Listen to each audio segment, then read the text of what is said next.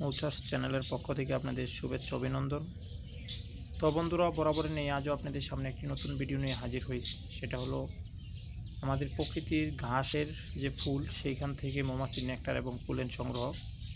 তো বন্ধুরা দেখুন, আপনারা পর্দায় যে মৌমাছিটা দেখতেছেন সেটা কিন্তু এপিস সেরানা প্রজাতির মৌমাছি। আসলে দেখুন এই পাশে কিন্তু তার দুই হলুদ অংশ আপনারা দেখা যাচ্ছে, সেটা হলো মূলত পোলেন। এবং মৌমাছির পেটের উদরে অর্থাৎ করে কিন্তু ফুল থেকে যে তরল রসটা সেটা কিন্তু সংগ্রহ করে নেয়। আসলে যখন বিশেষ করে সেরেনা বা ফ্লোরিয়া প্রজাতির মৌমাছি, এগুলি কি মূলত ছোট ছোট কচি গাছের ফুল এবং কচি গাছের পাতা লতা, সেগুলো থেকে কিন্তু নেকটার এবং পোলেন সংগ্রহ করে থাকে। আর সেই বিষয়টাই আপনাদেরকে একটু দেখানোর চেষ্টা করতেছি। তো বন্ধুরা দেখুন, আপনারা সম্পূর্ণ ভিডিওটা দেখবেন। আমরা আপনাদেরকে এটা কিন্তু এপিস সেরানা, আমরা কিন্তু ফ্লোরিয়া প্রজাতির মৌমাছিটাও দেখাবো আপনাদেরকে, যে আসলে এই ধরনের কচি লতা পাতা থেকে কীভাবে মৌমাছিগুলো নেকটার এবং পোলেন সংগ্রহ করে। আর এই কারণেই এপিস সেরানা বা ফ্লোরিয়া প্রজাতির মৌমাছির মধুগুলো খুবই পুষ্টিকর এবং সুমিষ্ট হয়।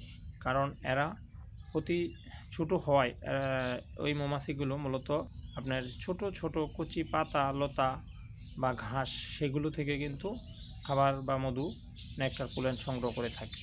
আর ছোট ছোট কচি পাতা লতা থেকে মৌমাছি সংগ্রহ করার মিশ্রণ হয়। আর দেখা গেছে মধু তৈরিতে প্রচুর পরিমাণ মিশ্র ফুলে সমন্বয় ঘটে।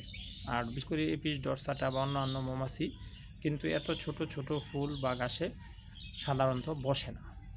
তো দেখুন এখানে কিন্তু আমরা আপনাদেরকে দেখাচ্ছি এই পাশে আরেকটি ফ্লোরিয়া মৌমাছি। আমরা একটু আসলে এগুলি সেগা আসলে দুর্বা ঘাস, এই ঘাসের ভিতরে কিন্তু দেখানো কঠিন। যার পরে এখানে কিন্তু আপনার এপিস সেরানা প্রজাতির মৌমাছিটা কিন্তু স্পষ্ট দেখা যাচ্ছে। তো ফ্লোরিয়া প্রজাতির মৌমাছিটাও কিন্তু আমরা আপনাদেরকে দেখাবো। তো লক্ষ্য করবেন এই যে এই পাশে এটাও সেরানা।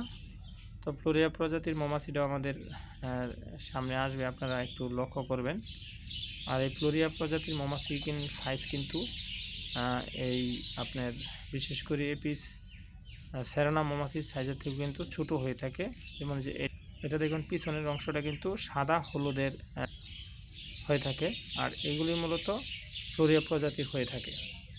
তো ফ্লোরিয়া এবং সেরানা এপিস ডরসাটা এই প্রজাতির মৌমাছিগুলো ঘাস ফুল থেকে মৌমাছির মধু সংগ্রহ করে না। তো বন্ধুরা অবশ্যই অনেকটাই আপনারা বুঝতে পারছেন এপিস সেরানা এবং প্রজাতির মৌমাছি।